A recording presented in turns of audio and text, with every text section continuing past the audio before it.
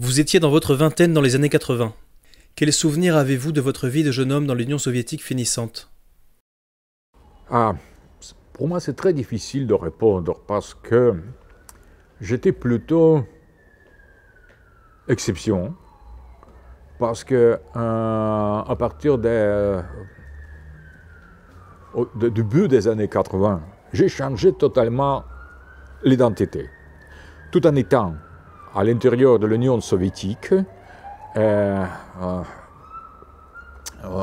le passé de l'éducation à l'école normale socialiste, avec les parents socialistes et communistes normaux, quoi, j'ai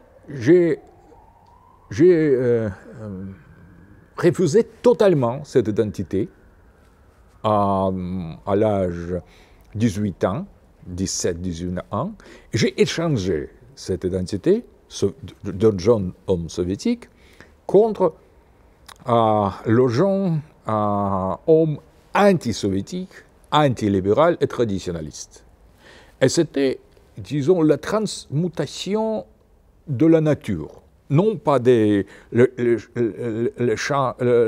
changement des idées ou des opinions, mais c'était en quelque sorte émigration ontologique vers l'autre monde, de la théologie, de la tradition, des symboles, de la chimie, des sciences traditionnelles, le monde de Guénon, d'Evola, de la révolution conservatrice. Et donc, c'était émigration à l'autre monde. Et j'ai haïssé totalement l'Union soviétique. J'ai haïssé marxisme, matérialisme, la science, le monde moderne. Et quand le mur de Berlin s'est tombé, j'ai vu en ça rien que des signes des temps, ce que la fin du communisme comme la fin de Kali Yuga en quelque sorte.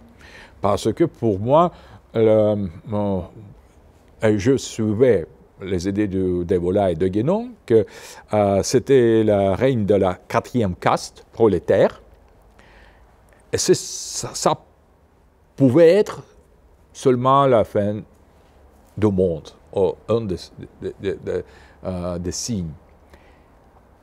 Après, j'ai découvert, quand le monde n'est fini, après, avec la fin de l'Union soviétique, j'ai dû reconsidérer beaucoup de choses.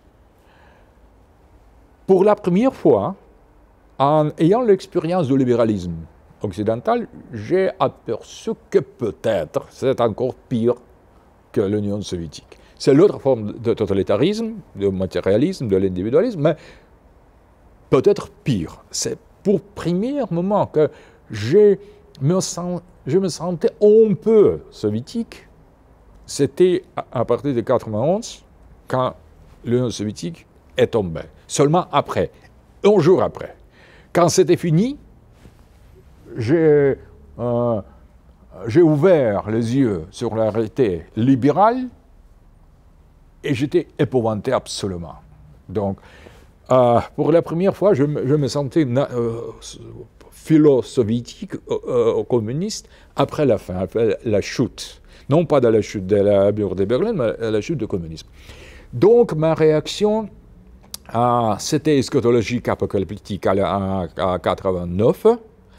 Et quand l'apocalypse n'est pas venu, j'ai dû repenser, faire la révision de certaines notions traditionnalistes. Et je suis arrivé avec le temps à la conclusion que c'était erreur de considérer l'Union soviétique comme la reine de la quatrième caste, des Shudras prolétaires, parce que, précisément, la dernière caste, c'était les capitalistes. C'était les libéraux qui sont hors caste. Ils sont non pas travailleurs, à troisième caste. Dans la société indo-européenne, c'était les paysans et non pas prolétaires. Prolétaires n'existaient pas. Donc, j'ai fait la considération et maintenant, je vis en attendant la fin du monde libéral, qui pour moi sera la vraie fin de la Kali Yuga, parce que pire que le libéralisme, peut-être seulement une version que nous ne connaissons pas de libéralisme même. Parce que le libéralisme est le mal absolu, total, dans tous les aspects. Et même en faisant comparaison entre le système soviétique et le libéralisme actuel, je vois certains traits traditionnels dans l'Union soviétique. C'était précisément qui était aux sources de mes intuitions sur le national-bolchevisme, qui était partagé par mes amis conservateurs de l'Europe, par Alain Debenois, par Claudio Muti et par les autres. Donc, le national-bolchevisme, c'est ça, c'est précisément comparaison d'un point de vue de traditionnalisme de deux formes politiques modernes, socialisme et libéralisme. Toutes les deux sont modernes et donc mauvaises, mais c'est, disons, cette comparaison à l'intérieur du mal. Et quelle forme du mal est plus mauvaise? Et finalement, je crois que qui tient mieux dans la modernité, c'est mauvais. Qui a vaincu finalement dans la guerre froide. Cette partie-là est plus mauvaise. C'est mon opinion métaphysique parce que j'ai vécu la fin de l'Union soviétique et la chute de la mur de Berlin, précisément métaphysiquement, eschatologiquement, disons, comme le traditionnaliste et comme le témoin de la tradition, en quelque sorte. Quelles ont été, selon vous, les causes internes et externes de la chute de l'URSS? Je crois que, finalement, philosophiquement, je suis arrivé à la conclusion que raisonner avec les causes, c'est trop moderne, ce n'est pas vrai. Parce qu'on ne sait jamais les vraies causes, précisément parce que les vraies causes sont au futur. Les vraies causes ne sont pas au passé. Les vraies causes se trouvent dans le futur. Ce sont les causes finales, précisément oubliées avec le commencement de la modernité. Mais l'explication des événements par la chaîne causale n'est pas correcte sur tous les aspects. Donc, nous devons envisager la fin de l'Union soviétique pour quel but? Et non pas par quelle raison.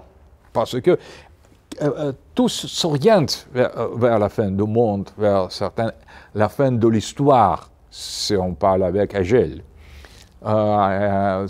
Donc, nous devons comprendre non pas quelle raison était plus forte, c'est la manière matérialiste de voir l'histoire. Mais pourquoi? Pour quelle raison?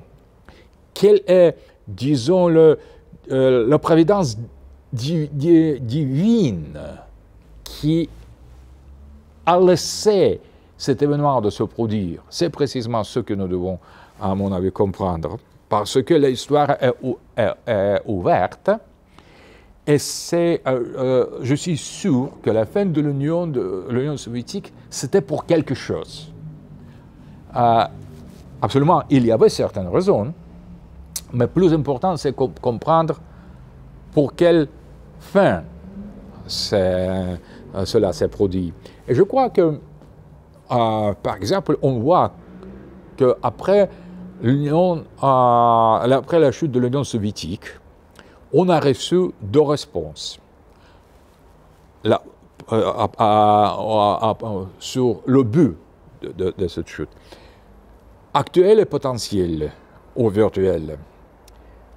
Réponse actuelle était pour aller encore plus loin en enfer. Et c'était précisément illustré par les années 90 en Russie. Se transformer en libéralisme au pays libéral et donc avancer vers la déhumanisation, de perversion, confusion et désacralisation. Parce que le libéralisme, finalement, c'est l'atomisation plus avancée de la société et la dictature plus efficace en quelque sorte, moins ouverte, plus cachée, plus secrète, mais plus efficace. Je crois que finalement on a reçu cette réponse, et cette réponse précisément a été rejetée par notre peuple, par notre histoire, par notre société. Donc, ce n'était pas le but de détruire l'Union soviétique pour instaurer la démocratie libérale occidentale. Si ce n'est pas le but, ici, cette réponse a été refusée par le peuple, par notre histoire. Donc, l'autre réponse devait être considérée comme juste et vrai. Je crois que l'autre réponse était se débarrasser de l'Union soviétique pour recréer la société traditionnelle russe, avec l'Église, avec les valeurs traditionnelles. Et c'était en quelque sorte, le symbole de l'apparition de Poutine, qui a arrêté la destruction qui continuait à l'époque de Yeltsin de la Russie.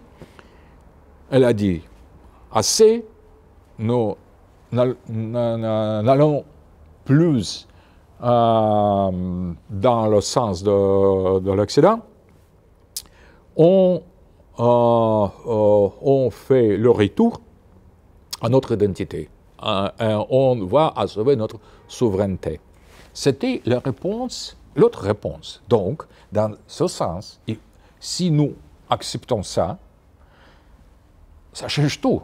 Donc, notre Union soviétique s'est écrasée pour laisser l'espace de réorganiser l'ordre russe, l'ordre orthodoxe chrétien, l'ordre impérial dans l'espace libre du système communiste. Je préférerais évolution dans ce sens eurasistement à l'histoire russe passe par les ruptures. On détruit la continuité, mais finalement, après, d'une manière ou d'une autre, on fait le retour à l'identité de la Russie. Donc, je crois que la fin de l'Union soviétique, c'était précisément pour ouvrir la possibilité de recréer l'ordre eurasiatique, retourner, donner la possibilité, libérer le chemin pour le retour au sacré de la Russie, à notre tradition, à la nôtre tradition, à la nôtre identité, à la nôtre religion et à notre mission dans le monde, qui n'est pas communiste, qui n'est pas peut-être orthodoxe, tsariste dans la forme de passé, mais nous avons la mission. J'appelle ça mission eurasiste. Ce n'est pas la répétition de même, c'est à chaque niveau historique, cette mission obtient sa propre forme.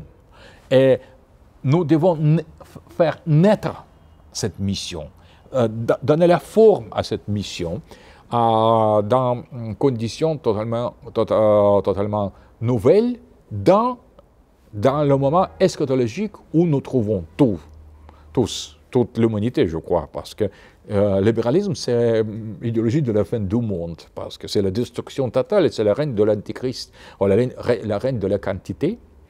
Et la Russie d'aujourd'hui doit accomplir la mission dans cette lutte contre le monde de l'Antichrist, avec les autres peuples qui luttent contre le même ennemi comme nous.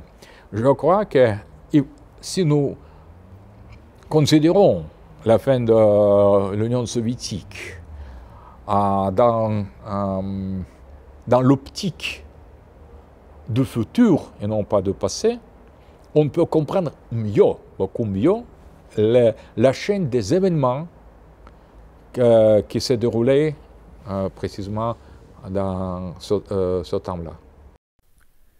Vladimir Poutine a un jour déclaré que celui qui ne regrette pas l'Union soviétique n'a pas de cœur, et que celui qui voudrait la recréer n'a pas de tête. Que vous inspire cette réflexion? Absolument correct, je crois, parce qu'on ne peut pas refaire quelque chose qui est déjà passé, et plus que cela. On pourrait, je crois qu'il est plus facile de restaurer l'empire orthodoxe et monarchique qu'est l'Union soviétique. On peut faire le retour au passé.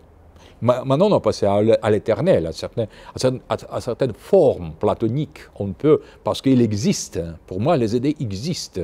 Et les idées sont les exemples à imiter. Les idées sont en quelque sorte... L'empire russe existe dans l'éternité, dans le ciel des idées. On peut restaurer ça, mais je crois que l'Empire soviétique, c'était en quelque sorte simulacre ou imitation de cette paradigme impérial russe. Donc, je crois que en même temps, simulacre ou image, toujours à deux côtés. D'un côté, c'est l'image de paradigmes qui existent éternellement, mais d'autre côté, ce n'est que l'image. Donc, c'est disons, double nature de signe. Signe montre quelque chose. Et en même temps, ce n'est pas quelque chose lui-même, le signe. Pour restaurer, la fin de l'Union soviétique, c'était la fin de signe, de symbole du grand empire. Et celui qui n'a pas le cœur, seulement celui qui déteste la Russie, qui déteste nous, notre identité, notre histoire, notre civilisation, notre Église, nos valeurs, seulement celui peut détester ou ne regretter pas la fin de l'Union soviétique parce que c'était l'image de l'Empire, l'image. Mais celui qui veut restaurer cette image sans faire la critique de cette idéologie matérialiste, russophobe, génocidaire qui était le bolchevisme, ils n'ont pas la tête. Donc, et plus que cela, pour l'Union soviétique, c'était la création de l'histoire russe, mais de certaines volontés de faire des premiers bolcheviques. Il était les démons, mais il était les démons avec certaines ampleurs. Il était grand démon. Les gens qui veulent restaurer l'Union soviétique sont tellement faibles, et tellement faibles intellectuellement, politiquement, personnellement, ceux qui sont les nains. Ils ne sont pas même les démons, ils sont les médiocres, les gens douloureux. Mais pour restaurer l'Union soviétique, nous avons besoin de la génération de certains démons, des êtres démoniaques qui nous manquent, grâce à Dieu, je crois. Donc, ce n'est pas réaliste, parce que pour créer l'Union soviétique, on a dû avoir grande volonté, titanique, comme Ernst Junger disait. On a eu besoin des titans, et maintenant on a des nains. Communistes aujourd'hui, c'est risible à mon avis. Ce sont les pauvres, peut-être bien intentionnés, mais ils sont nains.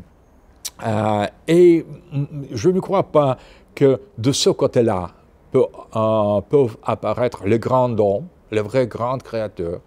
Je suis sûr que ça sera ou des traditionalistes et des conservateurs, ou des populistes de nouvelle génération qui peuvent venir à la juste critique du libéralisme de gauche et de droite en créant, en unissant deux formes de rejet de globalisme, de libéralisme triomphant qui peuvent donner grand créateur de la nouvelle Russie. Et Poutine n'est que la prémonition de cette génération. Parce que, comme Nietzsche, je crois en gens qui viendront, aux autres leaders, aux autres types russes qui viendront pour recréer grand espace eurasiatique et peut-être restaurer l'empire solaire, non l'empire historique, mais en quelque sorte Callipolis de Platon dans sa version russe. Il faut absolument avoir grand idéal, grande tâche, grand but. Parce que sans ça, l'homme dégénère et finalement devient libéral. Parce que pour moi, être libéral, c'est l'insulte. Je n'aime pas comme un homme fasciste ou stalinien, mais je tolère.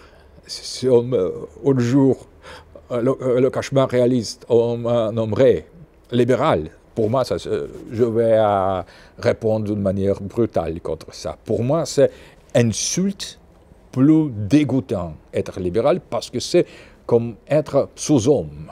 Être libéral, c'est être dégénéré total. L'être libéral, c'est perdre la dignité humaine parce que baser toutes les valeurs sur l'individu, c'est la destruction de toutes les valeurs. C'est finalement, on commence à se libérer des valeurs aliénées, finalement, on arrive à n'avoir aucune valeur, aucune identité, et l'identité humaine aussi. Donc, je crois que le libéralisme, c'est vraiment le danger, c'est poison. Et de droite ou de gauche, de tradition, de toutes les formes, de la religion, nous devons combattre ça pour arriver au futur. Parce que au libéralisme, ou le futur.